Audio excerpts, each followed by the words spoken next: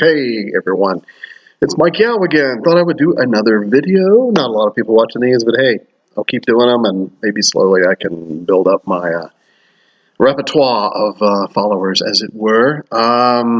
Today's video is going to be about, and again, this is for the Kickstarter page and probably also the Savage Kingdoms website and maybe the Facebook page and my YouTube channel, blah, blah, blah.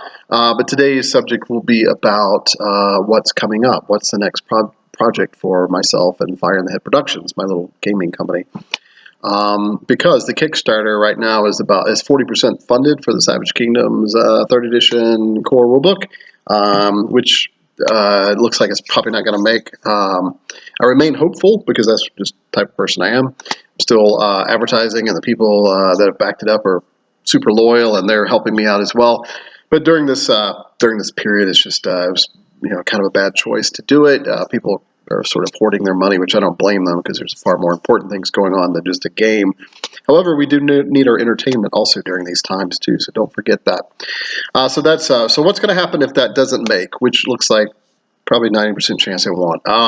So I'm looking at just I have several things that I'm thinking about. I don't know for sure, which is why I'm saying I have several things. It's kind of spitballing here. So one thing I was going to do was GoFundMe. Do a GoFundMe. That way you keep literally whatever you raise. Kickstarter has a little more credibility, which is why I've always used it. I'm 5 for 5. I've never failed a Kickstarter. So this one probably failing is weird. I'm not used to it. But it's fine. So yeah, maybe a GoFundMe, if we were to raise the nearly $4,000 for that, or $3,600 for that, that's pretty good. It wouldn't quite get to, there's a reason I put it at 9,000, budgeting wise. I was trying to up the art and hire some really good artists, as well as, some more graphic designers and such. And God forbid if I, take a few dollars from it, but which normally I don't. It's usually just from sales. So there was a reason for the 9,000. However, with the 3,600 or whatever, it ends up being maybe 4,000. That could be pretty good. I'll just have to hire like fewer artists. I might have to be less art. Maybe some kids just coming out of college. I kind of hate to take advantage of new artists. I know a lot of game designers do that. They're like, I'm just going to pick these guys off of DeviantArt that'll just do anything to get their names credited, and I totally get that. But on the other hand, I'm like, I don't know, some of these new young artists or not, they should be paid. And I'm speaking as an artist myself. I'm an actor, and so I don't go through that anymore. But when I was newer in the business, younger, I would just kind of, sure, I'll do your project for free. I didn't talk that way normally, but I'd be like, yeah, I'll do your film, or I'll do this stage role and not get paid, and that's fine. Community theater is awesome, and I still do community theater from time to time, but 9% of the time I get paid, and I like to be paid. And if you make it known that you're worth that, then you will be paid. That's just how it works. So life lesson. So anyway, that tangent goes back to I think artists should be paid. Now, maybe if they are newer artists, obviously they should be paid as much as a Boris Vallejo or some other Larry Elmore, some other proven artist, certainly. But you can't go through your entire life just going, you're doing this for copy, you're doing this for credits, and you're doing this on film. It would always be like you get free meals, and then you get an IMDb credit, which is great.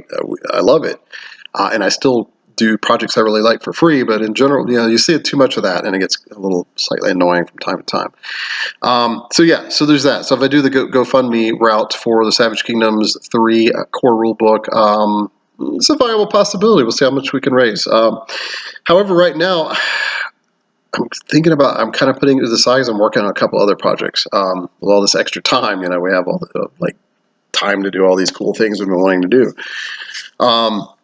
So if I don't do and I might do this is what's in my head in this exact moment, is I might do the GoFundMe project slightly later on, like in a few months, just to kind of clear my head and tweak the rule. Even it's been really refined and tweaked a pretty good bit, but even some more, even some more play testing. It's been a lot of play testing, but I still feel like there's a couple things I might can craft and tweak.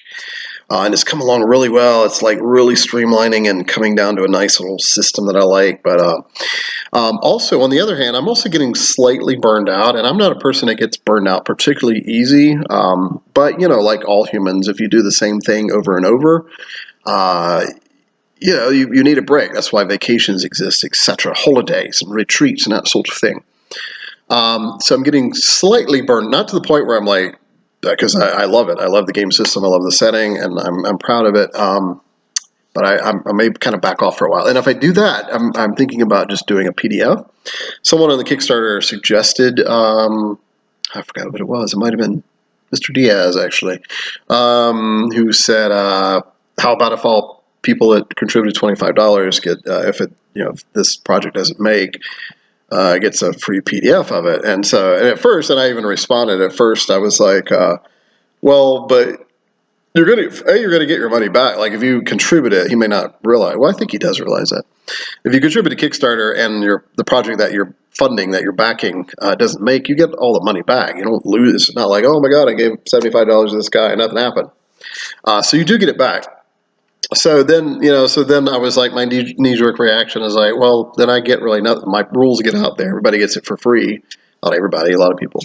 Then it probably gets circulated maybe, which is on one hand great because as an artist, designer, creator, you want your stuff to be seen. But again, going back to what I said 4 or 5 minutes ago, you kind of want to be respected, rewarded, typically monetarily, so you can help pay bills and eat and have a roof over your head to protect you from the elements is always a nice thing, as well as to help your family out.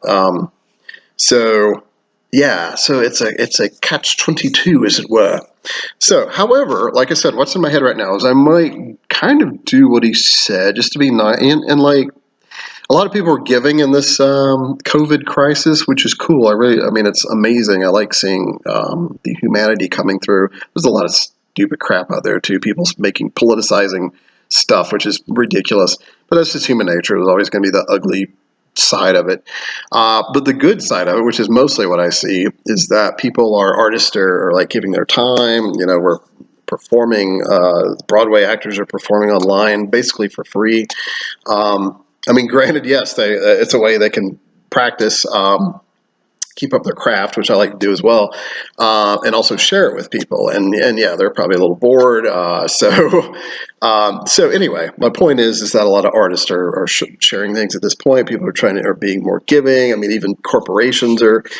I learned that AT&T is giving 3 months of free phone service to first responders and to healthcare providers. That's workers. That's amazing. That's awesome. So why can't I do my little silly tiny bit? And so that's what I'm thinking. I might just do and it'll just be a raw PDF, just like it is. There's no art in it. It'll just be literally almost like it's laid out now. I'll probably do another editing pass or two. I mean, it's still good. There's still a lot of stuff in there. It's pretty much all ready. It's just that, and it's semi laid out. But it'll just be pretty much a raw PDF. But all the rules are there, including all the setting stuff. It's all plugged in now, basically ready for publication, for publishing. And, there's a 10% chance, maybe, I don't know what the percentage is, that Kickstarter project might make, and then it goes to press, and then it becomes a hardcover book like the last 5 ones that I tried to do, or did do. So, So moving on from that. So that'll probably happen, PDF, and then later on maybe I'll do a GoFundMe. Or maybe things will change in a few days, but that's what I'm feeling at the moment. Number 2, another thing I'm working on in Fire in the Head Productions, is the Mythic West. A couple of you probably already know this, but only probably a couple, because it's only like a few of my closer playtesters and friends that kind of know I've been working on this project. So it's an Old West themed RPG. Growing up when I was a little kid, I was kind of into the Old West, and then I totally wasn't. I didn't care about it at all until sort of recently. I was sort of looking at some genres that would be cool to do some design work, and being a history buff myself, I started I was like, the Old West period is really kind of cool. Maybe I should revisit that for my more of my childhood, where I was a little more into it, and I found that there's a lot of rich stuff that could be done there. And there's one game in particular that most people have probably heard of, Deadlands, which I think is now using the Savage World system, or the Cypher, whatever it's called, Cypher system. Anyway, And that's a really cool game. I remember, in fact, helping play test it a long time ago when it was first being developed. I happened to have a roommate that was a friend of, what's the main designer, Sean somebody? Sorry. Anyway, he was like a close friend, grew up with him in Pennsylvania or wherever it was. And so I got the play test, and that was kind of cool.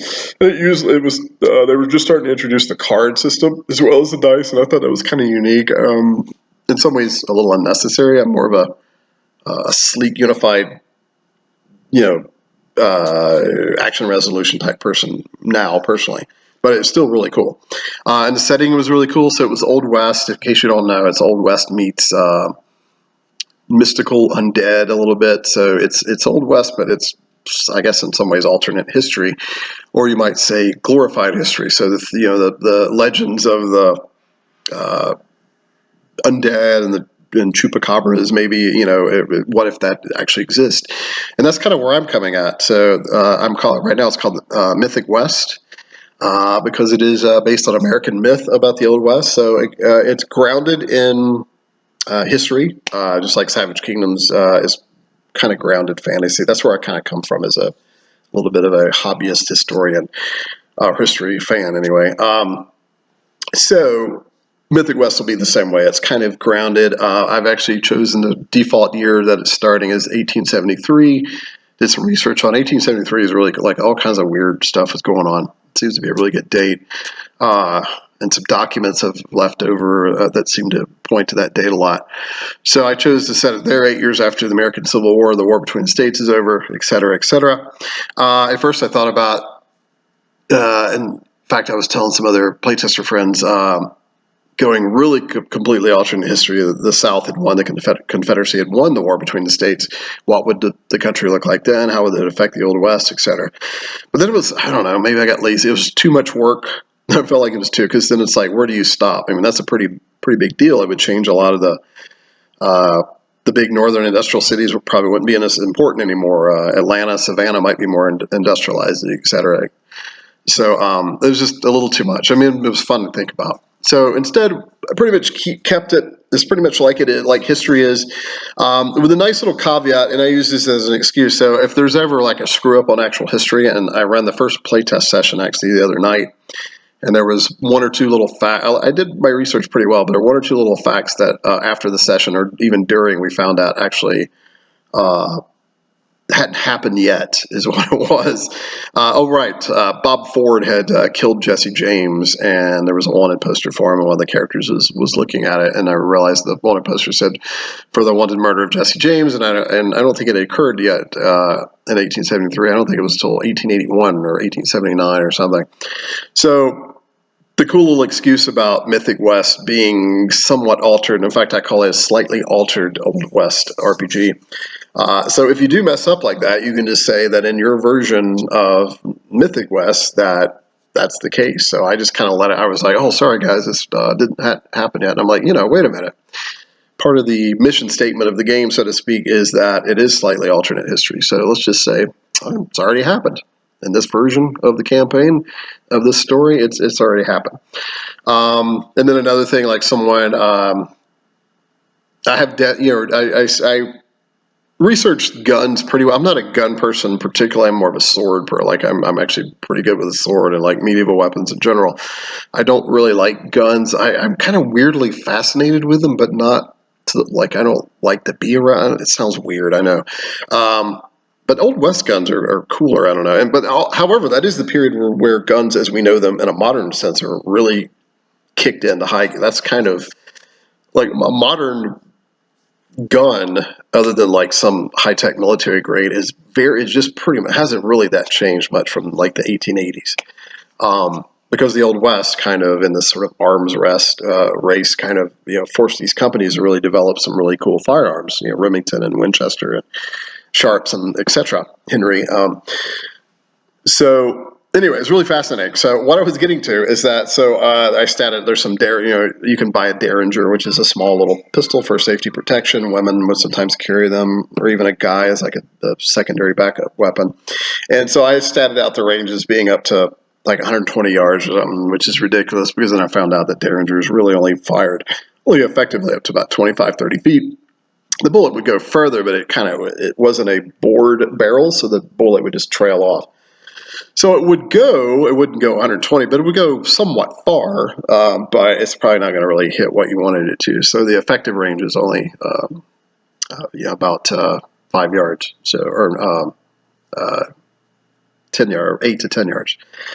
So yeah. So anyway, so that happened. Somebody shot a Derringer from 60 yards away and wounded a guy really badly. And then we were kind of joking. I'm like, I don't think Derringer shot that far. So I redid the research and I corrected that in the good thing about playtesting. It's only the playtest rules for Mythic West are only on the 1.0 version, so it's all new. So basically, I just wrote some basic rules that are about 92 pages. Which still sounds like a lot, and it kind of is, but there's plenty of room to like add stuff and tweak stuff. So that's the whole point of playtesting. So that's coming up. Maybe Mythic West playtest went well. We'll have to see how long it holds my attention, and if there's really any interest. It seems to be some interest, but not a lot of people know about it. And then after this video, still not a lot of people know about it. Kidding. All right, so like maybe 5 more. Right, so what's the third project? There was 3 things in my head I was going to talk about upcoming projects. Man, it was that, Mythic West. There's a third, right. That's probably a reason I'm forgetting about it, because it's kind of a thumb in my side. So like a lot of game designers, there is the elephant in the room, Dungeons & Dragons 5th edition. Which is awesome, but also kind of terrible at the same time. Yeah, because I go back, my history with D&D goes back to 1979. But D&D 5th edition is both awesome and yet not. And I'm laughing because I think a lot of people kind of agree with me. Like, it's really cool. It's like brought back people to tabletop role playing, and it's so much better than 4th edition, which a lot of us don't try to talk about. Although it does actually kind of secretly use a few of the mechanics. So yeah, that's great. It's brought people back and excited, and people are kind of coming back to tabletop gaming more instead of computer mindlessness for the most part. And that's great, and it's also kicking off other tabletop role-playing games. Now it's kicking off a lot of spin-off 5e compatible stuff, which is, again, both great and not so great, because a lot of us that were conscious during the 3.0, 3.5 Dungeons & Dragons era probably remembers all the offshoots. Now, Wizards of the Coast is keeping it closer to the vest this time, granted. I realize that, but it's still going to happen to a degree, and it already kind of has. So, but it makes us content developers, game designers, writers, etc., able to tap into that world a little bit and even make a little money off of it on the side from it. And so anyway, what I'm getting at is Savage Kingdoms, like, I'm pretty proud of it being its own thing, kind of an alternative to D&D 5th edition, although not a lot of people really, it's really tiny and minuscule in the grand scheme of tabletop role-playing games, much less gaming, period. But still, it's an alternative, and I've actually sort of won people over to Savage Kingdoms. The reason I'm using one is, in quotes, is I don't try to convert. I get a little tired of that terminology sometimes. It's like, have you converted them to Savage Kingdoms? I'm like, well, I'm not. First of all, it's not a religion. Secondly, it's not a convert. You're just giving someone an option. Just because someone suddenly likes Savage Kingdoms doesn't mean they can't play any other game, or are using it the other way, which is how it usually works. It's just because you're really into Dungeons and Dragons doesn't mean you can't, God forbid, try something else out and see how someone else does it, or try another genre out other than the medieval fantasy. But anyway, so that's a long-about way of getting that. The last couple of years, I've actually been working on a Savage Kingdoms version. I almost said conversion. Maybe I should. Of Dungeons & Dragons 5th edition, vice versa, D&D 5th edition. The Savage Kingdoms version of D&D 5. Because on one hand, it's really simple, it's really great. There's a reason people are coming back. It's pretty cool overall. There's still some sacred cows that are kind of annoying, but I understand why the designers leave those in there, because some of those are pillars of D&D. That's what makes D&D D&D. If you get rid of weird terminology like saving throws and armor class and stuff like that, which work fine, they're just kind of sort of archaic, especially the terminology, then it's not really Dungeons & Dragons anymore. You're just making another medieval fantasy. Although I guess you're keeping a lot of the same creatures in the lore, so it still kind of is, but kind of isn't. But So I've been working on this version of this D&D 5, which is the Savage Kingdoms version, for the last 2 or 3 years. I played this a couple times, and it was kind of weird. I thought it was going to be like awesome, but I don't know. Some people didn't really. I mean, even a couple of people I knew just didn't seem like they connected really well. Now, I sort of learned that they're sort of diehard D&D. They don't really like anything altered. They're very much kind of like Forgotten Realms people. That it's all kind of the same stuff. And I was trying to like. I was serious. I'm like, I'm literally making a Savage Kingdoms version of D&D. I'm not just saying, oh, use the setting and everything, and all the rules are the same. Whenever you're converting a setting that's pretty detailed, like Savage Kingdoms and like millions of others out there, I'm sure, you're dishonoring the system if you just go, well, here's the setting, and then it uses the Candyland rules, or uses the basic role-playing rules, or the Call of Cthulhu. You can't, without doing no adjustments. It doesn't work, because now it's not connected, the rules are not connecting to the setting. So I'm trying to do, or was, and probably still will eventually finish it, trying to do a Savage Kingdoms version of D&D 5e is what I'm trying to get at. And in order to do that, and I'm now hard set on it now. I was kind of pulling punches, going, well, I'll let that basic rule that I don't really like from 5e. I'm like, nope, this is it. This is the Savage Kingdom version. If you don't like it, don't play it. If you do like it, then glory to you. You now have an option to run D&D 5e in Savage Kingdoms, or you can run the actual Savage Kingdoms system using only the D20, exploding D20 system. Or X20, I think I'm sort of calling it unofficially. So that was the third thing. I'm looking at finishing up, and I say finishing up because I've already written, I guess, about half to maybe a little bit more, 60% of the stuff's done. Because there's a lot when you look at D&D 5. I mean, it's a fairly basic system, but when you go through everything and you're trying to see what needs to change in order to connect to your setting, like I just mentioned, then it suddenly becomes a lot. It's both fun and interesting. It's like, oh, how can I tweak this, or how can I add my little spin on it from Savage Kingdoms? Sort of somewhat grittier Savage Kingdom, sword and sorcery setting. So that's kind of fun. But again, there's sacred cows there, and I think a couple of people that role played before were a little triggered by those. But other people thought it was really cool.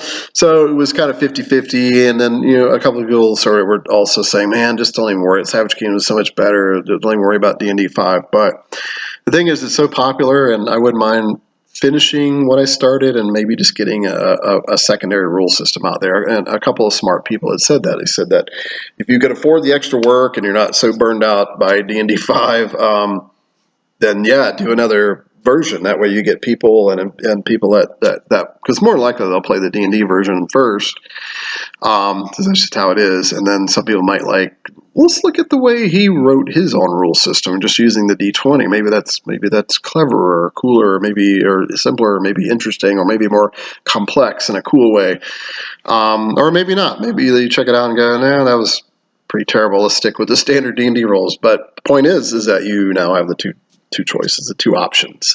So that was the third thing I might be trying to finish. Likely will finish, and with all this extra time, looks like I would say at least another. I'm saying another month. Most of us are going to be self-quarantine. It leaves extra time for all these cool projects. So, such as listening to weird videos and people breaking into random accents. All right then. So thanks for listening. That's the update about what's going on now. Please continue to back the Kickstarter and talk about it. I appreciate you guys doing that. Otherwise, it's fine. I mean, I'm looking at it and not making. That's cool. It'll be my first failure. My batting average is still amazing. I don't know why I'm so worried about that. But yeah, and I'll keep hoping and praying for it as well. So anyway, thanks you guys for listening and paying attention, mostly if you made it this far to 24 minutes. Bless you. And I will talk to you guys again soon. Stay safe and stay sane.